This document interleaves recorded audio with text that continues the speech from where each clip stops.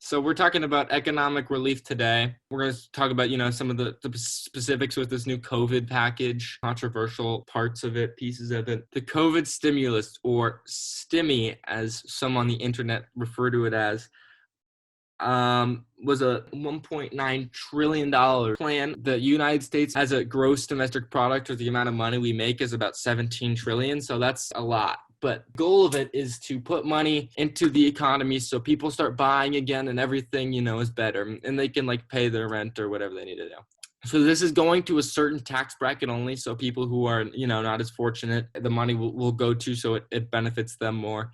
And there was a minimum wage clause that was supposed to raise the minimum wage to $15 an hour by 2025. That was controversial. So minimum wage basically is what the government says is the minimum amount you have to pay your workers. So the minimum wage in Texas right now is $7.25. And this clause basically said you have to pay your workers $15 by 2025. And for a lot of small businesses in the pandemic, it was going to be a challenge. So that didn't end up making it in the final bill. For instance, in Texas, there is no income tax, but very heavy property taxes, and then also much cheaper property than you would find in a very dense city like New York. In California, where the price of living is higher, then it's going to be a higher minimum wage, and it is a higher minimum wage. And in those places, they have an $11, I think, minimum wage. And then throughout history, some economic relief programs. The Great Depression New Deal was Franklin Delano Roosevelt's whole joint to put money back in the economy. And whether it was successful or not is historians debate. But ideas is similar to what's going on with this whole COVID thing. We're going to make programs, and we're going to pump up the minimum wage. We're going to make programs to basically make people spend more money. So what I want you guys is,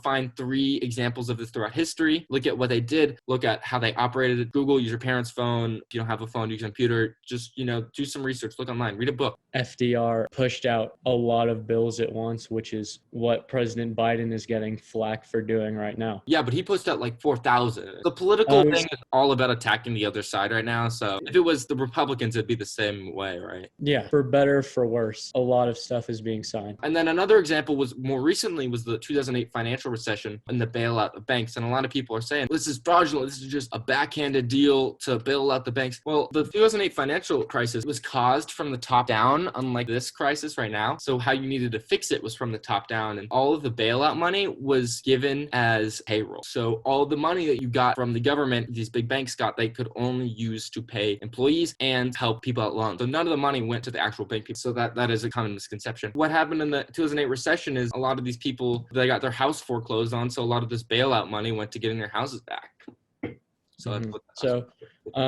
For stimulus, we have money given to stimulate the economy. Idealistically, if you put money into the hands of the taxpayers, they will spend that money, and that money, instead of being frozen in government interest, tax paying back debt, it's being recirculated. So you replace funding from other places to bring the GDP up just to get us out of this rough patch. Recession is a time of economic downfall where it's exactly like it sounds. There's a lot of diverse effects that come from a recession, such as in the case of 2008, home foreclosure, and a lot more regulation on loans and credit. And then for foreclosure, which is bank repossession of a house, if you take out a loan on your house, the bank technically owns a portion of that house, and they have the right to foreclose it if you're not making good on your payments for the loan that you took out on it. In states like California, where it's nearly impossible to evict people because of squatters' rights, that's become a lot more muddy. But, in Texas and such, people are more likely to make their payments on their car than they're on their house. So the risk on making a car payment versus a house payment is much less. Thank you so much for supporting the Buckner Project.